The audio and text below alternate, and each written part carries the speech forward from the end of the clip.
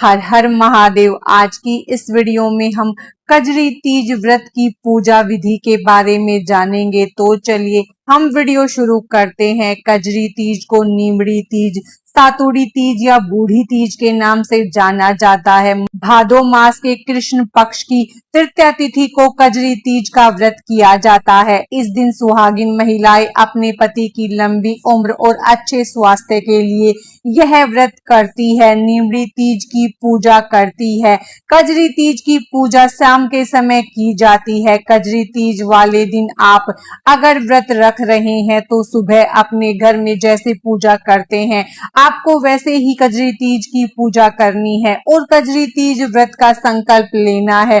फिर शाम के समय अच्छे से तैयार होकर 16 श्रृंगार करके अपनी शादी की चुनरी ओढ़कर कजरी तीज व्रत की पूजा करें। उसके लिए सबसे पहले आपको जहां पर पूजा करनी है उस स्थान को आप अच्छे से साफ करें और वहां पर गंगा जल छिड़क कर उस स्थान को अच्छे से साफ कर ले। उसके बाद आपको कजरी तीज की पूजा के लिए नीम की एक टहनी लेकर या तो किसी लोटे में लगा सकते हैं या फिर आप मिट्टी की सहायता से नीम की टहनी को वहां पर लगा ले जहां आप पूजा करना चाहते हैं। इसके बाद हम एक तलई या तालाब बनाएंगे। तलई बनाने के लिए आप चाहे तो मिट्टी का इस्तेमाल कर सकते हैं। मिट्टी का एक गोल घेरा बना ले, उस तरह से तलाई बना सकते हैं या फिर आप प्लेट थाली उसमें भी तलई बना सकते हैं। हम यहाँ पर थाली ले रहे हैं और उसमें सबसे पहले हम कच्चा दूध डालेंगे। उसके बाद हम उसे ऊपर तक शुद्ध जल से भर लेंगे। इस तरह से हम एक तलई या तालाब बनाकर तैयार करेंगे। आप मिट्टी का बना रहे हैं तो उसे भी आप इसी तरह से भर ले। उसके बाद हम एक घी का दीपक जलाएंगे। दीपक को आप इस तरह से जलाएं कि उसका प्रतिबिंब आपको जो आपने तलई बनाई है उसके अंदर दिखाई दे।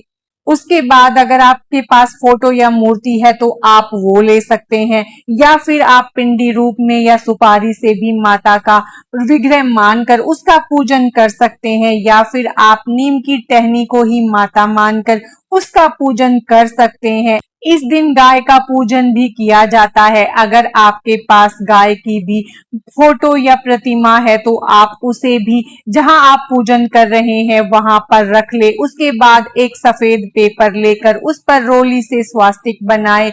आप चाहे तो सीधा दीवार पर भी स्वास्तिक बना सकते हैं। स्वास्तिक को हम गणेश जी का रूप मानकर उनको विराजित करेंगे। अब हम झूला डालेंगे तो जिस पेपर पर हमने स्वास्तिक बनाया है उस पेपर पर हम कलावे को दोनों तरफ मेहंदी की सहायता से चिपका देंगे। इस तरह से हम एक झूला डालेंगे। सबसे पहले हम नीमड़ी माता को तिलक करेंगे, पहले रोली से हल्दी से, उसके बाद हम दीपक को तिलक करेंगे। फिर हमने जो तलई बनाई है उसको भी हल्दी और रोली से हम अच्छे से तिलक करेंगे। उसके बाद हम नीमड़ी माता को चुनरी समर्पित करेंगे। फिर हम सत्तू लेंगे और उस पर एक चांदी का सिक्का रखेंगे। फिर उस पर हम सुपारी रखकर उसका भी हल्दी रोली से पूजन करेंगे और कलावा समर्पित कर लेंगे। हमने जो तलई बनाई है उसको भी हम कलावा समर्पित करेंगे। इस दिन गेहूं का विशेष महत्व होता है तो आप गेहूं जरूर समर्पित करें। उसके बाद हम पुष्प लेकर सभी को पुष्प समर्पित करेंगे। हम दक्षिणा समर्पित करेंगे और जो भोग के लिए हमने सत्तू तैयार किया था वह सत्तू समर्पित करेंगे और कोई भी मिठाई भोग रूप में आप समर्पित कर सकते हैं। फिर हम ऋतुफल लेंगे और हमने सफेद पेपर लिया है उस पर हम टिक्की लगाएंगे। पहले हम रोली से 13 टिक्की लगाएंगे, फिर हम मेहंदी से 13 टिक्की लगाएंगे, फिर हम काजल को लेकर उससे भी पेपर पर 13 टिक्की लगा देंगे। अब नीमड़ी माता को हम श्रृंगार का सामान समर्पित करेंगे। उसके बाद श्रृंगार के सामान में से थोड़ी सी मेहंदी नीमड़ी माता को और तलई को समर्पित करेंगे। थोड़ा सा काजल लेकर उसे भी नीमड़ी माता और तलई को लगाए। फिर थोड़ा सा सिंदूर लेकर नीमड़ी माता को समर्पित करें। अब हम एक लोटा शुद्ध जल लेंगे और उस पर हम रोली से 13 टिक्की लगा लेंगे। फिर हाथ में गेहूं के 13 दाने गिन कर लेंगे और कजरी तीज या नीमड़ी तीज या सातुड़ी तीज व्रत की कथा को सुनेंगे। कथा पढ़ने और सुनने के बाद गेहूं के दानों को हम जल के लोटे में डाल देंगे। अब हमने जो ऋतु फल समर्पित किया है उसमें हमें नींबू और ककड़ी विशेष रूप से लेना है। अब हम सबसे पहले नींबू लेकर उसकी परछाई को हम तलई में देखेंगे और कहेंगे नींबू जैसो दिखो वैसो टूटो।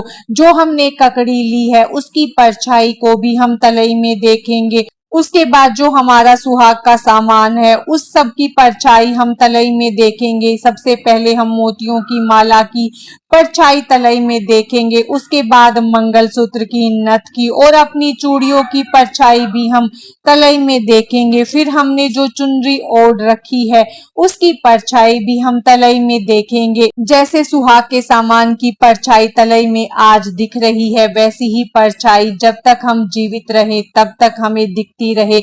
यह भावना करते हुए हम अपनी सभी चीजों की परछाई को तलई में देखेंगे। अब हम पहले भगवान को धूप दिखा देंगे, फिर हम कजरी माता की कपूर से आरती करेंगे और फिर माता से हाथ जोड़कर पूजा में हुई गलतियों के लिए क्षमा याचना करेंगे और माता से प्रार्थना करेंगे कि वो हमारा सुहाग सदा बनाए रखे। इस तरह से हम कजरी तीज की पूजा पूर्ण करेंगे। अब हमने सामान जो माता को अर्पित किया है उसका क्या करना है उस बारे में जान लेते हैं। तो जो हमने श्रृंगार का सामान और बायने के लिए सत्तू निकाला है वो या तो हम मंदिर में भिजवा सकते हैं या किसी जरूरतमंद सुहागन स्त्री को दान दे सकते हैं। आप चाहे तो उसमें से थोड़ा सा सामान अपने पास भी रख सकते हैं माता के आशीर्वाद के रूप में। और जो भोग मिठाई हमने अर्पित की है वो हम सभी में बांट देंगे। उसके बाद हमने जो गेहूं रखे हैं उन्हें हम पक्षियों को डाल देंगे और जिस पेपर पर हमने टिक्की लगाई है और स्वास्तिक बनाया है उसे हम 1 साल तक अपने पास संभाल कर रखेंगे। अगले साल जब हम कजरी तीज का दोबारा पूजन करेंगे तो उसे जल में विसर्जित कर देंगे। जिस लोटे से हमने कथा सुनी है उससे हम चंद्रमा को अर्घ्य देंगे। उसके बाद ही हमारा व्रत पूर्ण माना जाता है। जो हमने तलई बनाई है उसका जल हम पौधों में डाल देंगे और जो हमने फूल, पत्ते और नीम है उनका भी हम भूमि विसर्जन कर देंगे। इस तरह से हम बहुत ही सरल तरीके से कजरी तीज की पूजा को संपूर्ण करेंगे। आज की इस वीडियो में बस इतना ही। हर हर महादेव। राधे राधे।